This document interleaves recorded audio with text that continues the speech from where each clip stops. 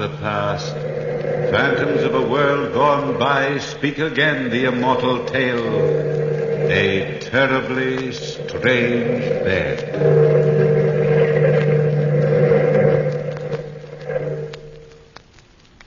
Jack Westcott was the best friend I ever had.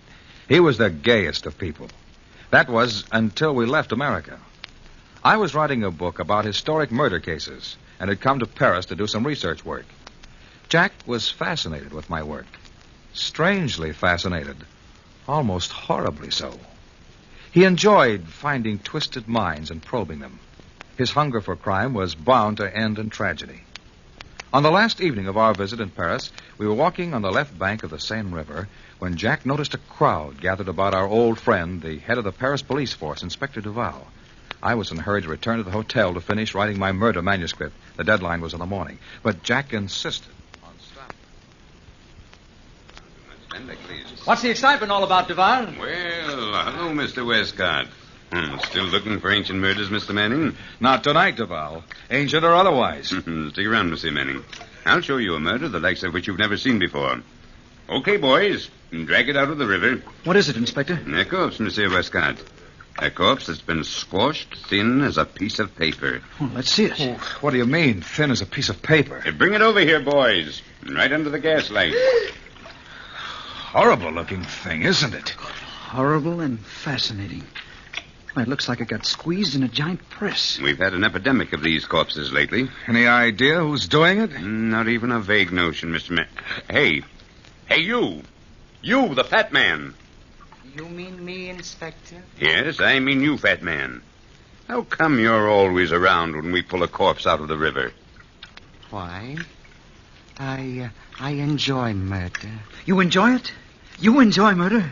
It appeals to my sense of the artistic. Oh, it does. Well, there's something fascinating about these bodies.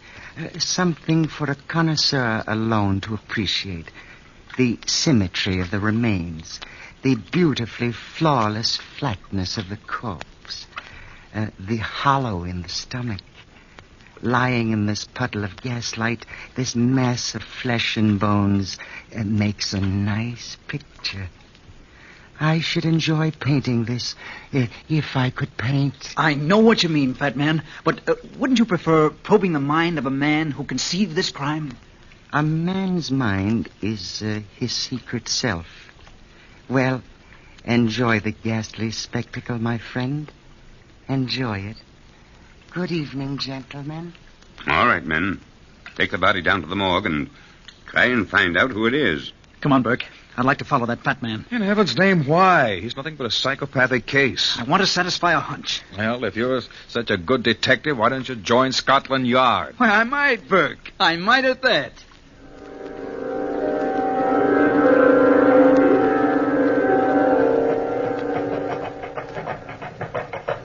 Where the devil has that gross piece of flesh disappeared to now?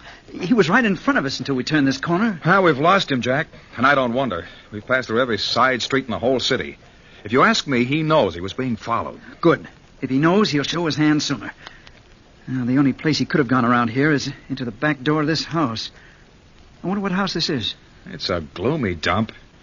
Let's go back to the hotel, Jack. I've got to finish that manuscript tonight. Looks like a public bar to me. The La Belle Tavern. Are you coming with me, Burke, or are you going home? I'm with you, old boy. I brought you to Paris, and by heaven, I'm going to return you to America. This must be the doorbell. Here goes. And Burke, no matter what I do tonight, don't worry. Come in, gentlemen. Come in.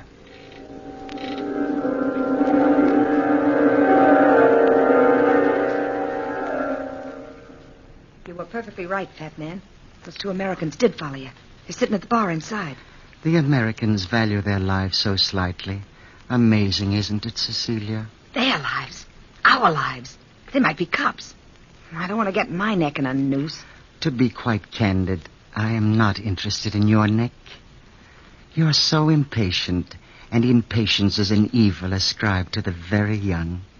It might be a pity if you are not allowed time to cure yourself of that evil. Don't threaten me, you fat pig. You pig. I'd hoped to slap some sense into that lovely but empty head. Obviously, my stupid pigeon, those two Americans are wealthy. They would enjoy our roulette table. If you would show them to it. Remember, I'll talk to the croupier, and he will take care of the wheel of fate. If you don't do your part well, you'll face a lifetime in jail. What happens if they get wise? Room 16? But, of course. Let me go. I knew you'd understand. Yeah, I understand. There's something so gay about Americans, I always say. I hope you boys don't mind if I stick around. Well, miss, Not at all, miss. Not at all. You can call me Cecilia. How about another drink? Oh, that's fine.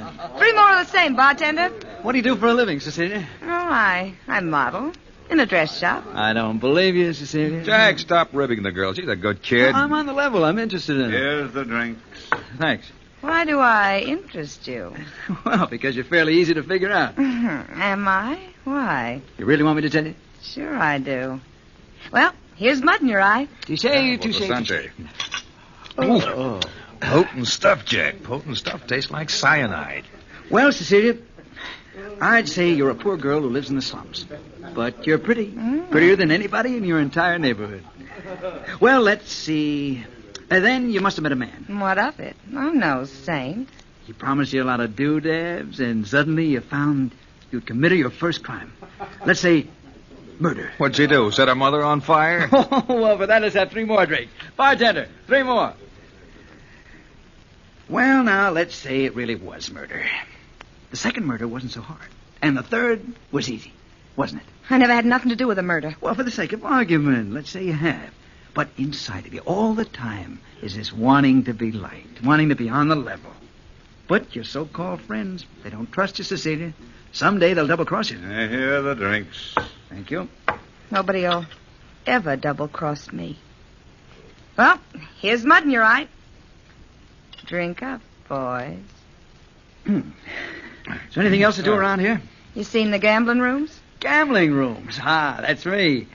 Who runs those gambling rooms, Cecilia? I don't know. One of your friends? A fat man, perhaps, with a long nose? I don't know the owner. Gosh, you're real nice. Is the fat man in the back room now? Probably. Gambles here a lot. Do you play? Sure. Well, come on, Jack. We'll see who's right. My books or your instincts.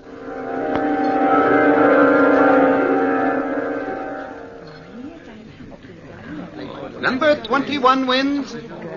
Jack, the fat man's in the corner of the room. Yeah, I saw him, Burke. And he saw you, old boy. Don't think he didn't. Come on, boys, let's play. Money, money, money. Place your bets, gentlemen. They'll make some room for us over here. Come on. 25 cents here. Hello, Cecilia. Hello, Monty Loriard. You playing again? I thought you lost every cent you owned last night. A desperate man finds desperate ways to raise money. Even murder, eh? We heard about it. Perhaps, and perhaps not. I'd like you to meet some new friends of mine, Monty. This is Jack Westcott and Burke Manning. Monty Loriard. How do you do? Money, money, money, gentlemen. Place your bets. I bet 30 francs on odd. How about 100 francs on number 13? Good boy, Jack. The play is dead. Round and round the little ball goes. Where she stops, nobody knows. Hey, Burke, I feel a little dizzy. You've had too much to drink, pal, and those drinks were strong. Number 13 wins. Good for you, American. Lucky for you. I won the first time I ever played here, but never again. Money, money, money, money, money, money, money, money. That was the first time Jack won in that incredible evening. But as the ball spun, his winnings increased. The table seemed to have gone crazy. Jack became gambling drunk. The croupier seemed desperate as that wheel spun round and round, each time increasing Jack's winnings. The room was tense with excitement, and even the little thin loser, Loriard, seemed surprised. Monsieur Westcott, your luck is phenomenal. You've won 30 times. 30 times. Jack, you won a fortune, man. Stop now before it's too late. Leave him alone, Burke. Let him play if he wants to. Sure, let me play if I want to. I want to break the bank. Careful, monsieur. Let me warn you. Careful. Jack, it's almost midnight, and I've got a lot of work to do tonight. Please, let's go. And remember the fat man. The fat man be hanged. Here, Jack. Have another drink. Thanks, Cecilia. I Jack, will. be sensible. Ah, stop being an old Auntie Burke. I'll see you later at the hotel. Make the book have a bloody ending. I'm in the mood for a good murder tonight. Remember, Jack, I warned you. Goodbye. Money, money, money, gentlemen. Place your bets. I told the croupier you wanted to see him back here, fat man, but it wasn't the croupier's fault the American broke the bank. That is for me to decide. Where is the American now? Outside. Buying drinks for the house. Good. That ought to keep him busy. You called for me, monsieur? Yes, I did. I'll need you too, Cecilia. Shut the door. I don't like to frighten our patrons. I'm sorry about the wheel, monsieur, but it was broken and I couldn't control it. That is unfortunate for you. What are you going to do, monsieur? Come here. Don't put your fat hands on me, fat man. Let me... Don't fight the fat man. You can't move, can you, croupier? Because if you move, my arm will break your neck. Call my men, Cecilia. I might need a little aid with the stupid fool. What are you going to do, fat man? Have his brains pressed out of his body in room 16. His mind is no good where it is now. No, monsieur. Please, monsieur. Not room 16.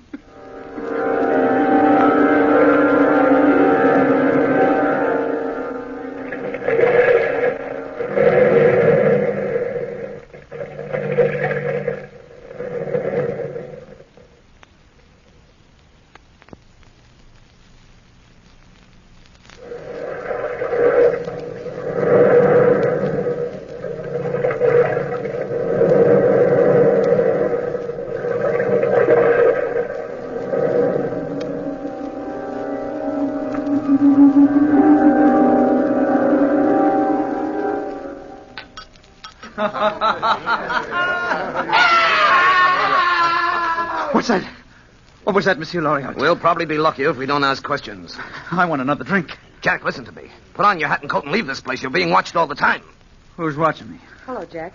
Oh, have a drink. No, Jack. You've had enough to drink. Leave this place right away. She's right, Jack. You must leave. I'll see you home personally. Come on, then. Oh, no, you don't, Monty Loriot. I know your tricks. The last man you saw home was found with a dagger in his breast. How come you're so interested in me, Cecilia? Because you're the first person who ever treated me decent. Oh, please go home.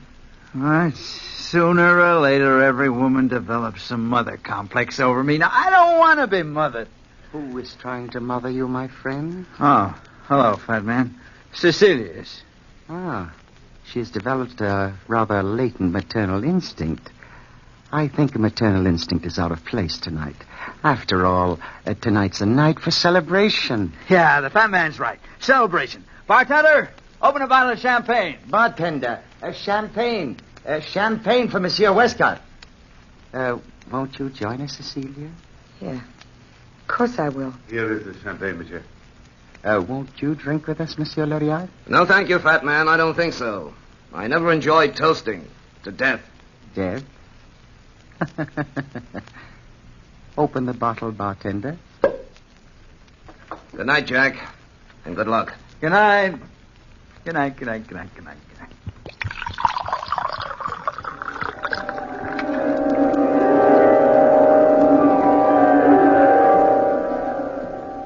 Here's the handkerchief, fat man. Oh, Jack, your money is all tied safely in your handkerchief. Thank you, Fred. Thank you. Where'll I put the handkerchief? It would be wisest to tie it to your belt. I feel dizzy, fat man. Oh, you need a cup of good hot coffee. That will straighten you right out.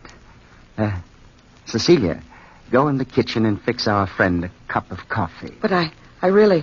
Don't tell me, my little pigeon, that your hearing is failing you. I'll get it right away. I'm glad we're alone, fat man. I want a chance to talk to you. Talk away, Jack. Tell me confidentially. Why do you enjoy seeing a mutilated body dragged out of the river? There's beauty in death. In the act of death? Or in the recovery of a body after life has left it? In both. Then do you enjoy committing a crime? Perhaps it would be pleasant to watch a man die. Slowly, very slowly, in order to see life leave the body. Say that you and I watched a murder by pressure. What would happen? I'm interested, fat man. What would happen? The face is the first part affected. It would turn red, and the victim would probably feel hot blood pounding in his brain, pounding like steel hammers. Mm-hmm. Then his eyes would feel sore, as if the fluid creating sight were ebbing slowly away. That would be painful? Painful but glorious. His face would discolor. The pressure on his chest would be so great he tried to scream, cry out, but he couldn't. He wouldn't be able to move, not a limb, not a muscle. He'd be paralyzed. I'd see to that. And in that moment, all the horror that is in man's mind would be indelibly imprinted on the brain until a sudden crushing noise would blot out thought. And what would that crushing noise be? The pulverizing of the human bone. Here's the coffee, fat man. Ah, let me see it. Tastes all right. Here you are, Jack. This will fix you. No, I don't think I want any. If you'll pardon me, I'm so dizzy. So frightfully dizzy. Oh, of course you are. Here, Jack, drink it. Drink it, my friend. My good friend. If you don't want to drink it, Jack, don't. Open your mouth, my friend. It will sober you very quickly. No, Open your mouth. There. Now, how do you feel? I'm sick. I'm sick. It's dope, isn't it? It's dope. Let me get... Oh. Our friend Jack is asleep, Cecilia. Call the bartender. I think our friend will spend the night with us in room 16.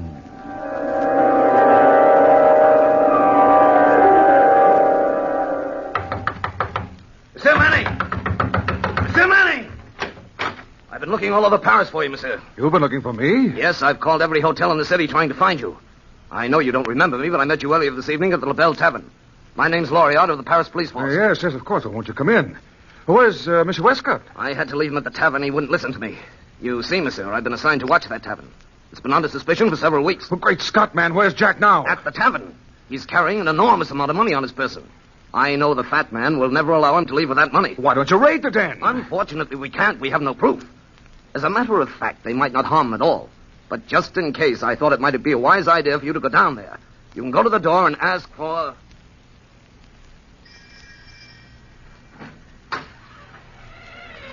Yes?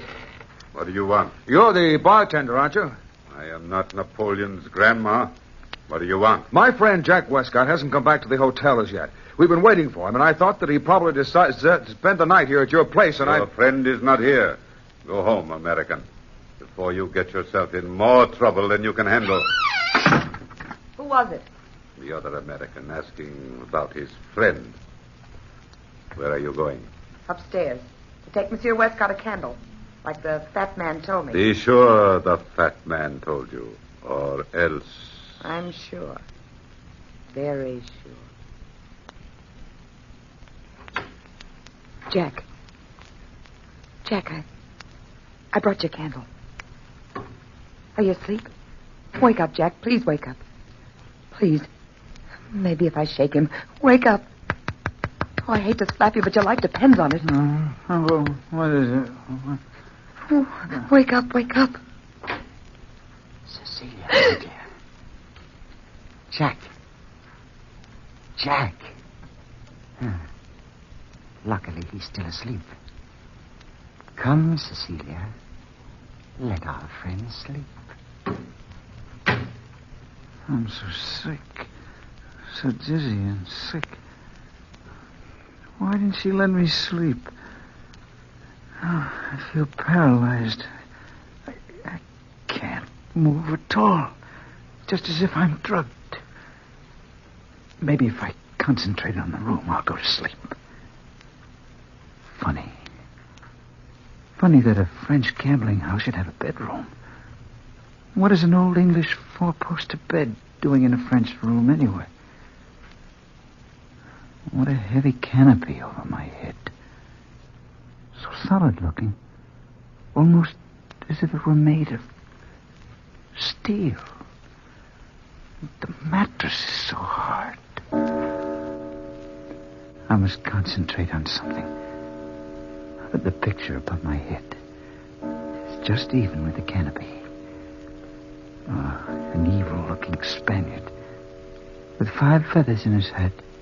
The eyes moved. I'm certain of it. The eyes moved. I wonder if I dare look up again. I was sure there were 5 feathers. Now there are only 4. 4 feathers. 4 feathers. Now 3 feathers. I wonder who's outside my door. I'll try to sleep. No, look at the picture. What? The feathers have disappeared. I can barely even see the face. God in heaven. The canopy is being lowered on me. That's what it is. The canopy. It can't move. The paper-thin corpse. Oh, I gotta move. It's coming closer. Closer. Oh, that squashed me. Oh, I must move. I can't. Oh, it's almost down. Halfway down. Oh,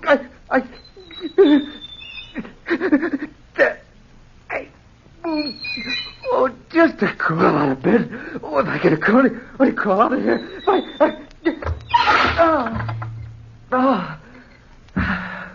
I'm safe. Safe from that horrible contraction. Now to get out of here. The window. Open the window slowly. I'll crawl to the window. Now, if I can push the window open slowly, very slowly. The bed must have clamped down on him by now. Listen to me, men. Push the window open. Oh, it's stuck. Be sure and deliver the money bags to me. There. Now to open it wide and crawl through. You can raise the canopy now. Let's go in, gentlemen. Help! Help somebody! Help me! Get that man before it's Help! Somebody! I've got him.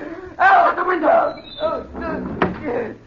If the bed didn't work the first time, Mr. Westcott, I've ways and means of making it work the second, and perhaps it would be more pleasant to watch life ebb out in front of me. No. Place him carefully on the bed. Let me go. Good. This ought to prove most enjoyable, Mr. Westcott. It's a pity you haven't my detached viewpoint. Let me go. Put him in. Then lower the canopy. No!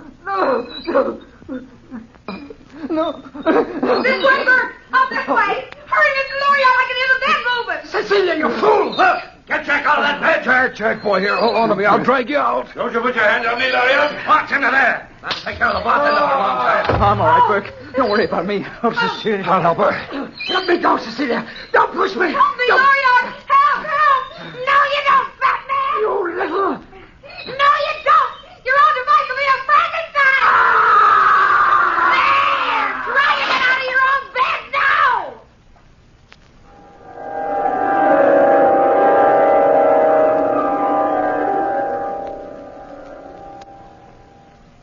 Well, Inspector Duval, that's the story. Loriot and Burke were waiting outside all the time. They saw me at the window, and Cecilia let them in. Close shave, eh? A lucky escape. Loriot and I pulled him out of bed just in time, and Cecilia pushed the fat man under the canopy as it closed down. Must have been a horrible sight, Burke. Well, what about Cecilia, Inspector? What would they do to her? Unfortunately, the police can't find her. And I've instructed them not to look too hard.